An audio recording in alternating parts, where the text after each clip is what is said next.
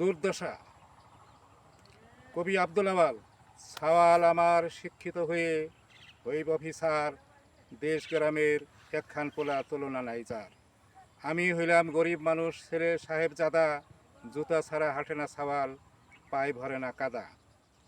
যাই খিচুড়ি খাই যে আমি, পোলাই চিকন ভাত, টাচ মোবাইলে লেখাপড়া টিপসে দিবস রাত। বছর বছর পাশ করে ফেল যে তাহার নাই, 2-1 ঘন্টা জমি ছিল বেইসা দিলাম তাই। এসএসসিতে পরীক্ষা দিয়া ফেল করিল পোলা, এত হাউসের চিতই পিঠা ভাঙ্গা গেল খোলা। আমার মতো বোকা মানুষ কেউ হয় না ভবে, ননির পুতুল এমনি ছেলে মানুষ হলো কবে।